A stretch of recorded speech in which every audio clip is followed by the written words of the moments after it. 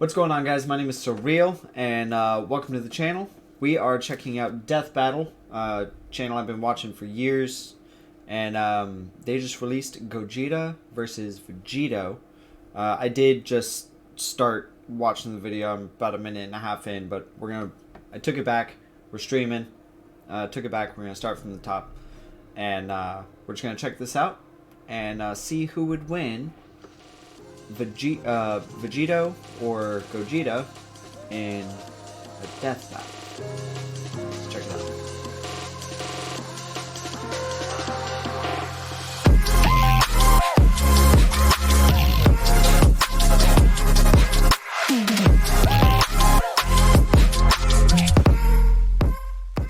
And let's go. This episode is sponsored by BetterHelp.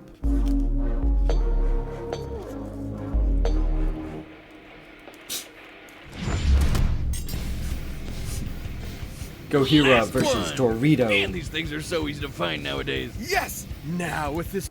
Also, for those watching in the future, I am eating my lunch, so ignore me while I do that.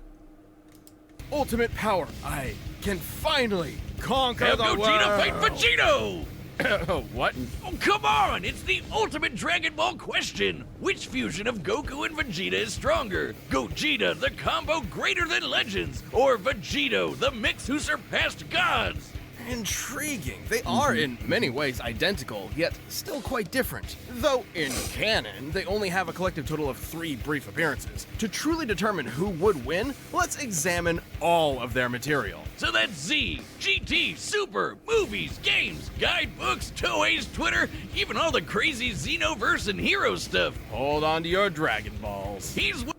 So I said this earlier, but technically, the GT isn't really canon, really. But they're going to be going over just everything, so you don't miss anything. Because like they said, there's not a whole lot of appearances between Gogeta and Vegito. Whiz and I'm Boomstick. And it's our job to analyze their weapons, armor, and skills to find out who would win a death battle. Imagine, it's 1995 and you're at a movie theater in Japan. You're there to watch Dragon Ball Z Fusion Reborn. I see you, and Mac. it's gonna be the most radical movie ever, dude. But I gotta wait till I'm done Yeah, eating. it was a little weird when Adolf showed up, but then it happened. Goku and Vegeta were pushed to the brink with only one option left.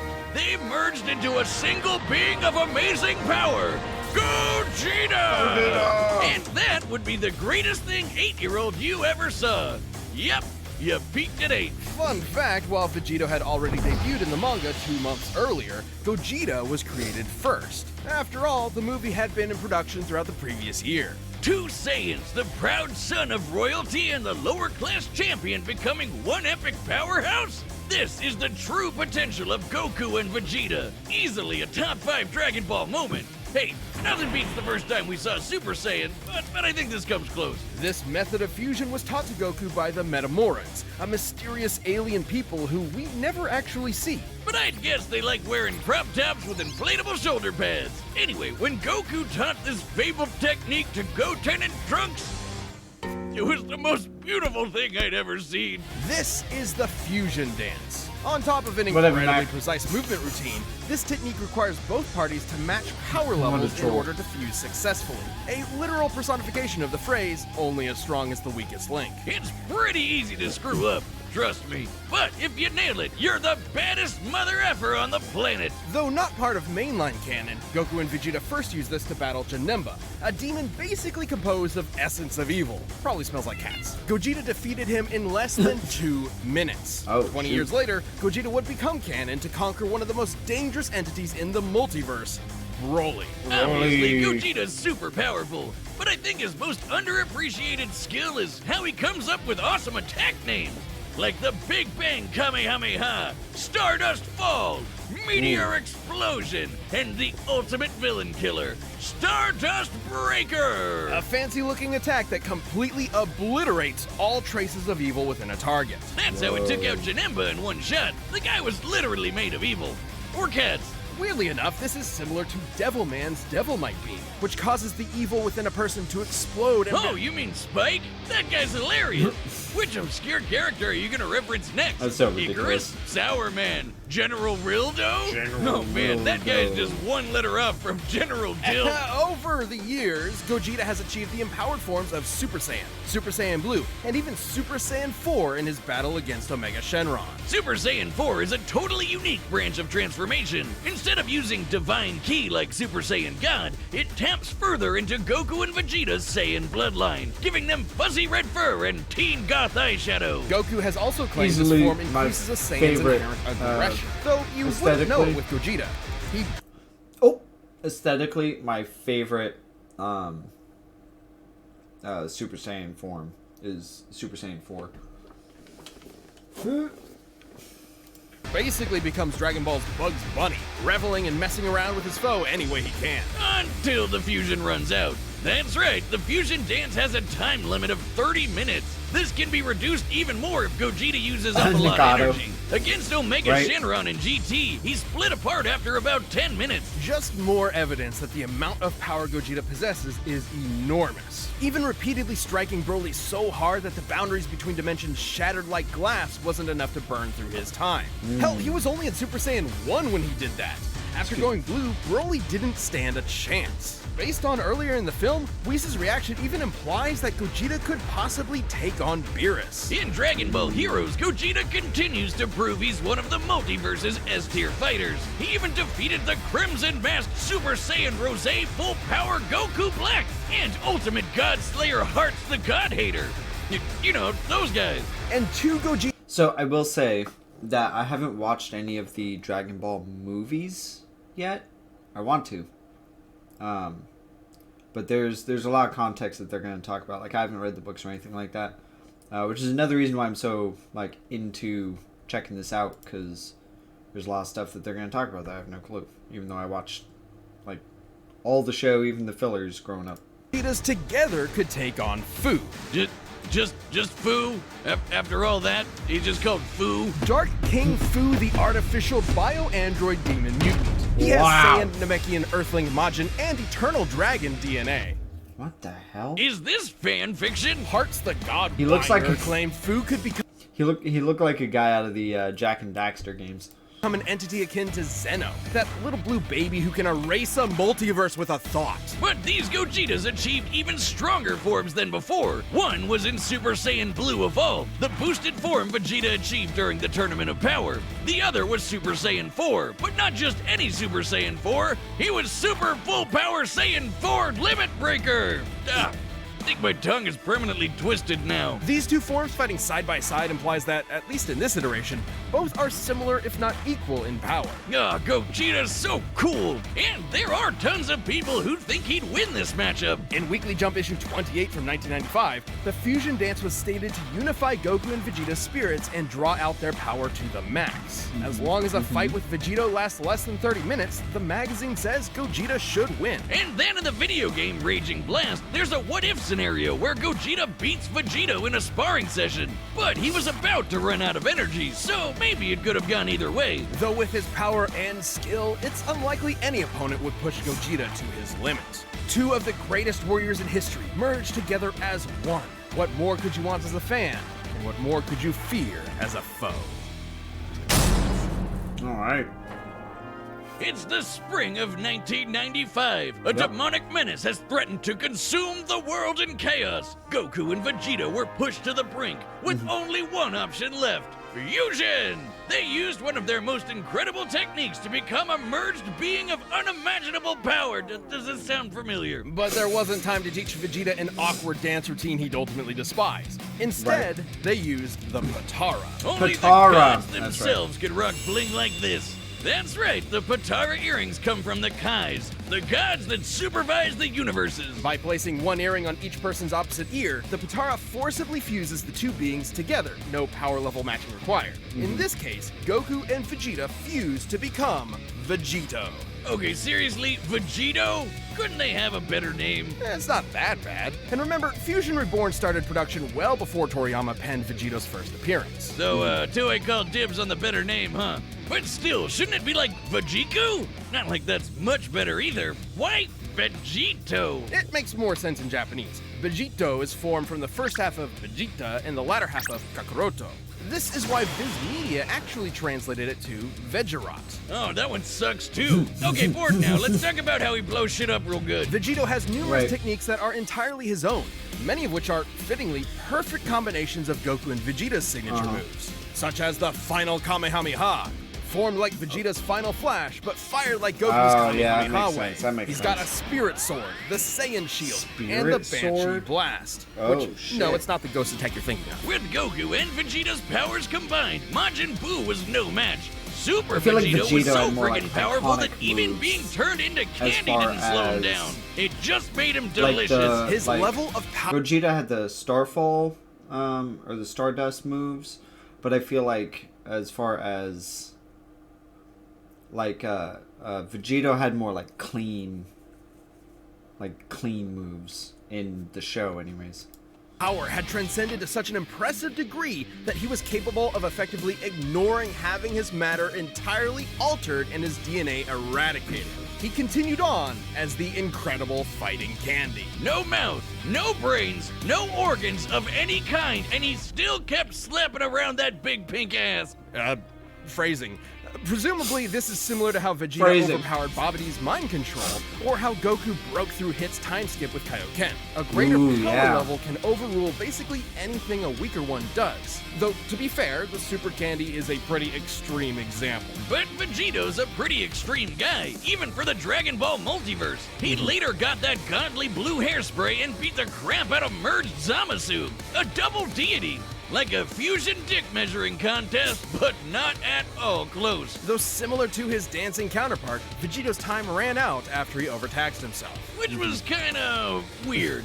Back in the day, they said these Potara fusions were permanent. Turns out it's only permanent for Supreme Kais. Vegito's form can last up to 1 hour before splitting apart, but can be shortened severely if he goes full tilt. In the manga, Vegito formed after Zamasu fused, and split apart when they expected fused Zamasu to have 20 minutes left, meaning he cut his time down to 40 minutes at most, though in the anime it was way less since he tried to quickly overpower Zamasu with a single attack. The Potara have their own set of rules. Unlike the fusion dance, this form is maintained by the power of the earrings, not the fusers themselves. As such, destroying the earrings ends the fusion. And if you slap the Potara on while in a Super Saiyan form, you can't power down while fused. So if Goku and Vegeta aren't careful, they can find themselves draining power when they don't need to. But surprise, Vegito's got into his own Super Dragon Ball Hero shenanigans, and he's got the full power Red Fur 2. Look, Wiz, I think I'm having deja vu. Aside from Fu, he's battled heavy-hitting threats to the multiverse like Cumber and Mechikabura. And just like with Gogeta, there's plenty of people who think Vegeta would win this fight. Daisetsu's 4 and 7, basically 2 Dragon Ball encyclopedias, claim that the Potara fusion is superior to the fusion dance. Old Kai said this too, that the Potara provide a greater effect. Though they both may be referring to what was believed at the time to be a permanent fusion. Not having to worry about overspending your time limit would certainly be a greater effect if it were true. But hey, there's nothing that can get in the way of Vegito's awesome power. Gods and demons alike are no match. When there's no one strong enough to save the day, then perhaps 2 will do. This show is sponsored by BetterHelp. BetterHelp is great. Go check it out if you think you need it. BetterHelp.com/DeathBattle. 10% off your first month. If you need therapy, go check out BetterHelp. Battle. All right, the combatants are set. We've run the data through all possibilities. Hear my wish, Eternal Dragon. It's time for a death battle! All right.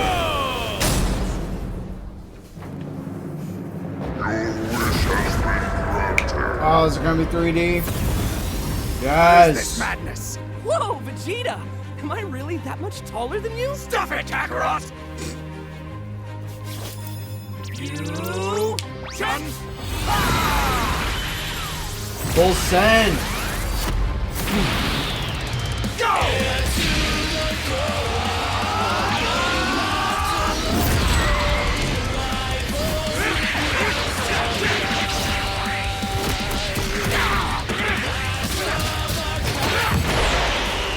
Straight into Super Saiyan form.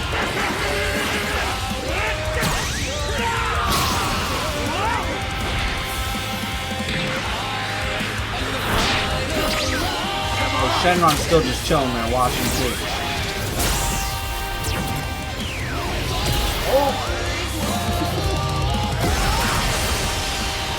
Not bad! Wanna kick it up a notch? Sure! But how about some variety?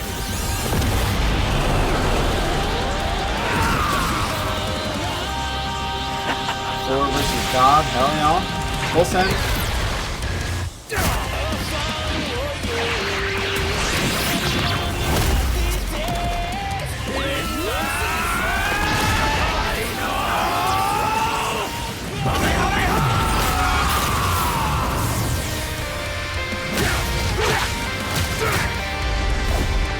My turn! Not the tail.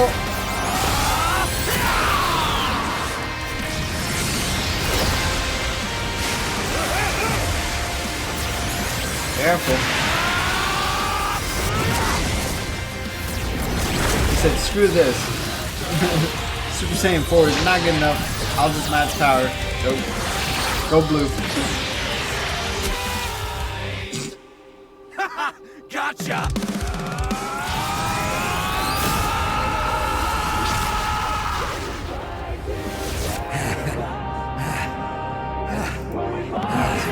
Guess it's now or never.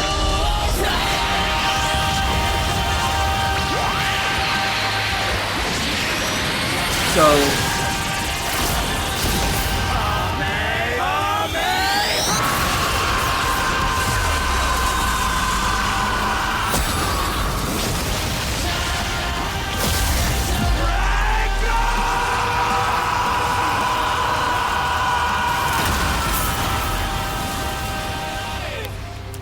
oh shit.